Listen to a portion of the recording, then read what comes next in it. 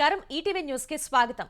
పోటీ పరీక్షల ప్రశ్నాపత్రాల లీకేజీలు, పరీక్షల వాయిదాలు సహా తెలంగాణ పబ్లిక్ సర్వీస్ కమిషన్ వరుస వివాదాల్లో కూరుకుపోయిన వేళ తెలంగాణ సర్కార్ ప్రక్షాళన దిశలో చర్యలు ముమ్మరం చేసింది. సమగ్ర ప్రక్షాళన తర్వాతే ఉద్యోగాల భర్తీ చేపడతామన్న సర్కార్ గతంలో జరిగిన తప్పులు పునరావృతం కాకుండా వివాదరహితంగా పరీక్షలు నిర్వహించేందుకు యూపీఎస్సీ సహా కేరళ లాంటి ఇతర పబ్లిక్ సర్వీస్ కమిషన్ల పనితీరుపై అధ్యయనం చేపట్టింది. టీఎస్పీఎస్సీ అధికారులు ఇప్పటికే కేరళలో పర్యటించి ఉద్యోగాల భర్తీ తీరుపై నివేదిక తయారు చేయగా ఇప్పుడు ముఖ్యమంత్రి రేవంత్ రెడ్డి స్వయంగా రంగంలోకి దిగారు.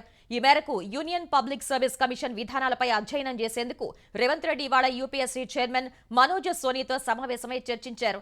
మంత్రి ఉత్తమ్ కుమార్ రెడ్డి, సీఎస్ శాంతికుమారి ఇద్దరు ఐఏఎస్లతో కలిసి యూపీఎస్సీ చైర్మన్ ను కలిసిన రేవంత్ రెడ్డి యూపీఎస్సీ తరహాలో తెలంగాణ పబ్లిక్ సర్వీస్ కమిషన్ ను పటిష్టంగా తీర్చిదిద్దేందుకు చేపట్టాల్సిన చర్యలపై చర్చించారు.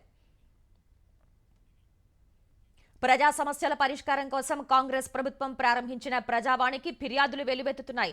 గతంతో పోలిస్తే అర్జీల సంఖ్య తగ్గినప్పటికీ సమస్యలు మాత్రం అందుతూనే ఉన్నాయి. నిరుద్యోగ సమస్యలు, ఉద్యోగులు, ధరణి సమస్యలపై ఇవాల్టి ప్రజావాణిలో ఫిర్యాదులు వచ్చాయి. మాజీ మంత్రి మల్లారెడ్డి, మంచిర్యాల ఎమ్మెల్యే ప్రేమ్ సాగర్ రావు తమ భూములు, ఆస్తులు కబ్జా చేశారని ఆరోపిస్తూ ప్రజాభవన్ ఎదుట బాధితులు ధర్నా చేశారు. తమ సమస్యల్ని త్వరితగతిన పరిష్కరించాలని అధికారులకు విన్నవించుకున్నారు. మరోవైపు 317 జీవో బాధితులు, కాంట్రాక్ట్ ఉద్యోగులు, తెలంగాణ ఉద్యమకారులు, ధరణి సమస్యలతో సతమతమవుతున్న వారు తమ గోడు వెళ్లబోసుకుని కన్నీటి పర్యంతమయ్యారు. భారాస చేవెళ్ల లోక్సభ సన్నాహక సమావేశంలో వర్గపోరు బయటపడింది. ఎమ్మెల్సీ మహేందర్ రెడ్డి, మాజీ ఎమ్మెల్యే రోహిత్ రెడ్డి, వారి అనుచరుల మధ్య వాగ్వాదం చోటు చేసుకుంది. ఈ సమావేశంలో నేతల ప్రసంగాలు కొనసాగుతున్న సమయంలో ఎమ్మెల్సీ మహేందర్ రెడ్డి మాట్లాడేందుకు సిద్ధమవగా అభ్యంతరం చెప్పిన రోహిత్ రెడ్డి వర్గీయులు ఆయనకు వ్యతిరేకంగా నినాదాలు చేశారు. వెంటనే మహేందర్ రెడ్డి వర్గీయులు పోటీ నినాదాలు చేశారు. ఇరు వర్గాల పరస్పర నినాదాలతో భేటీలో వాతావరణం వేడెక్కింది. ఇదే సమయంలో వేదికపై మహేందర్ రెడ్డి, రోహిత్ రెడ్డి మధ్య మాటకు మాట పెరిగింది. ఈ దశలో జోక్యం చేసుకున్న మాజీ మంత్రి హరీష్ రావు, ఇతర నేతలు వారికి సర్ది చెప్పి భోజన విరామం ప్రకటించారు. మహేందర్ రెడ్డి, రోహిత్ రెడ్డితో విరామ సమయంలో ప్రత్యేకంగా సమావేశమైన హరీష్ రావు, సబితా ఇంద్రారెడ్డి, ప్రశాంత్ రెడ్డి, రంజిత్ రెడ్డి వారికి నచ్చచెప్పారు. తర్వాత సమావేశం కొనసాగగా కార్యకర్తలు ఆవేశాలకు లోను కావద్దని, ఎవరిపై విమర్శలు చేయకుండా అభిప్రాయాలు చెప్పాలని హరీష్ రావు సూచించారు. అంతా ఓ కుటుంబంలా ఉండాలన్నారు. ఆంధ్రప్రదేశ్ రాజధాని అమరావతిలోని R5 జోన్ అంశంపై విచారణను సుప్రీంకోర్టు ఏప్రిల్కు వాయిదా వేసింది. R5 జోన్లో పేదలకు ఇళ్ల స్థలాల పంపిణీపై స్టే విధిస్తూ హైకోర్టు ఇచ్చిన ఉత్తర్వులపై ఏపీ సర్కార్ వేసిన పిటిషన్ ఇవాళ సుప్రీంకోర్టులో విచారణకు వచ్చింది. జస్టిస్ సంజీవ్ ఖన్నా, జస్టిస్ దీపాంకర్ దత్తా ధర్మాసనం వద్ద ఏపీ ప్రభుత్వ పిటిషన్ను ప్రస్తావించిన అభిషేక్ సింఘ్వి వెంటనే విచారణ చేపట్టాలని కోరారు. అయితే రాజధానికి సంబంధించి ప్రధాన పిటిషన్ ఇదే ధర్మాసనం ముందు పెండింగ్ ఉందని రైతుల తరపు న్యాయవాది ధర్మాసనానికి వివరించారు. ఈ దశలో పేదలకు ఇళ్ల నిర్మాణం కోసం ప్రభుత్వం చేస్తున్న ప్రయత్నాలను అడ్డుకుంటున్నారని సింఘ్వి కోర్టు దృష్టికి తెచ్చారు. ఈ దశలో జోక్యం చేసుకున్న జస్టిస్ సంజీవ్ ఖన్నా ఏం జరుగుతుందో అన్నీ తమకు తెలుసని వ్యాఖ్యానించారు. ప్రభుత్వ పిటిషన్పై విచారణను ఏప్రిల్లోనే చేపడతామని స్పష్టం చేశారు. భారతీ సిమెంట్స్ కు సుప్రీంకోర్టులో గట్టి ఎదురుదెబ్బ తగిలింది. జగన్ అక్రమాస్తుల కేసులో భారతీ సిమెంట్స్ ఎఫ్డీలపై తెలంగాణ హైకోర్టు ఇచ్చిన తీర్పును సుప్రీంకోర్టు తప్పుపట్టింది. భారతీ సిమెంట్స్ కు చెందిన 150 కోట్ల ఎఫ్డీల మొత్తాన్ని విడుదల చేయాలని గతంలో తెలంగాణ హైకోర్టు ఈడీని ఆదేశించింది. బ్యాంకు గ్యారంటీలు తీసుకుని ఎఫ్డీలను విడుదల చేయాలని నిర్దేశించింది.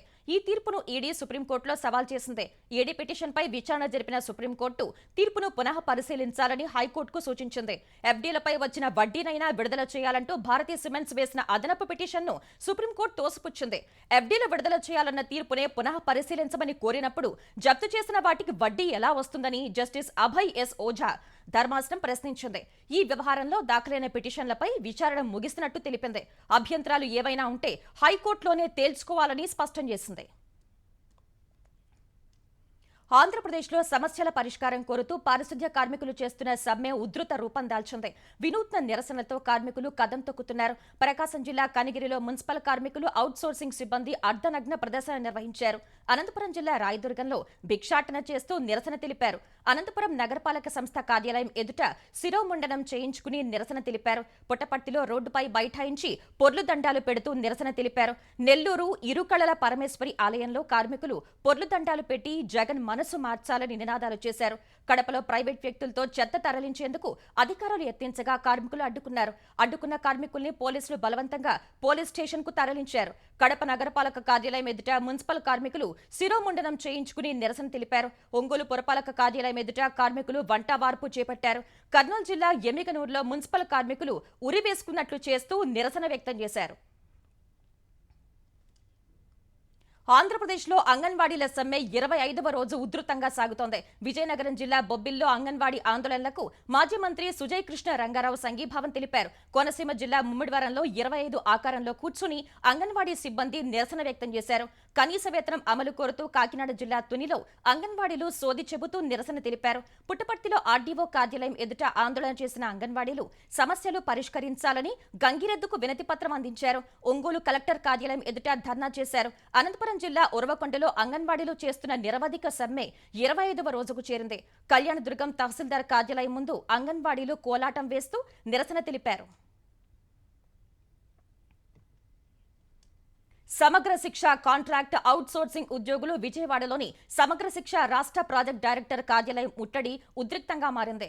ఏపీ నలుమూలల నుంచి తరలివచ్చిన సమగ్ర శిక్ష కాంట్రాక్ట్ అవుట్ సోర్సింగ్ ఉద్యోగులు పటమటలోని ఎస్ఎస్ఏ కార్యాలయం వద్ద ఆందోళన చేసేందుకు సిద్ధమయ్యారు.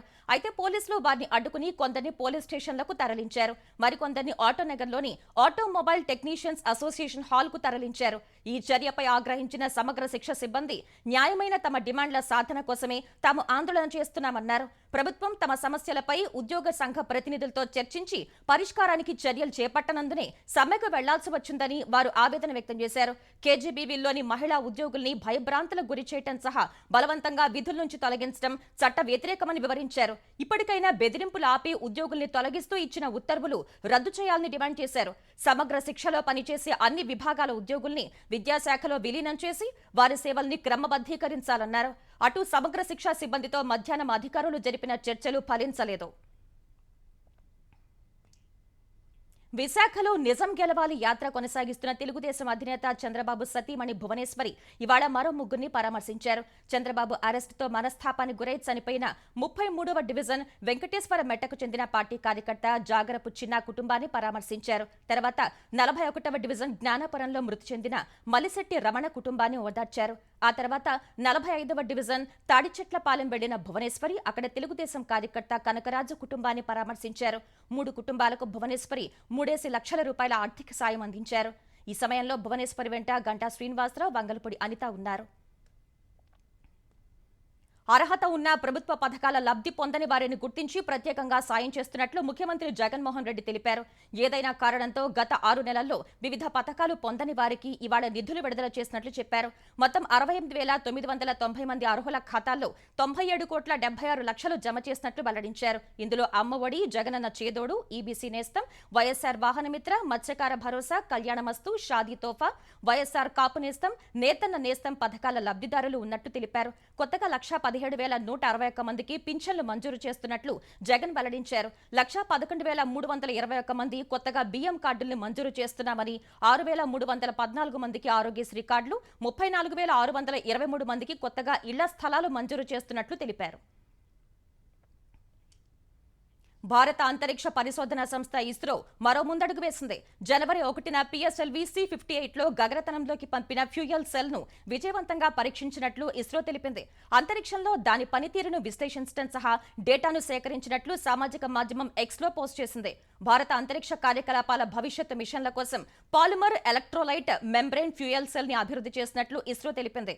ఇది రసాయన చర్య జరిపి విద్యుత్ను ఉత్పత్తి చేసి కేవలం నీటిని మాత్రమే వదులుతుందని వివరించింది. హైడ్రోజన్, ఆక్సిజన్ వాయువుల నుంచి రసాయన చర్య జరిపి 180 వాట్ల శక్తిని విడుదల చేసినట్లు పేర్కొంది. హిందూ మహాసముద్రంలో మరో నౌక హైజాక్ కు గురైంది. సోమాలియా తీరంలో ఈ ఘటన చోటు చేసుకుంది. లైబీరియా జెండాతో ఉన్న ఈ వాణిజ్య నౌకలో దాదాపు 15 మంది భారతీయ సిబ్బంది ఉన్నట్లు అధికార వర్గాలు తెలిపాయి. ఈ సమాచారం అందిన వెంటనే భారత నౌకాదళం స్పందించింది. హైజాక్ అయిన నౌక జాడను గుర్తించేందుకు యుద్ధ నౌకను మోహరించింది. ఎంవీ లీలా నార్ఫోక్ నౌక గురువారం హైజాక్ కు గురైనట్లు బ్రిటిష్ మిలిటరీకి చెందిన UK maritime trade operations UKMTO గుర్తించింది. ఈ సమాచారాన్ని భారత నౌకాదళానికి తెలియజేసింది. వెంటనే హిందూ మహాసముద్రంలో పెట్రోలింగ్ చేపట్టినట్లు నౌకాదళ అధికార ప్రతినిధి వెల్లడించారు.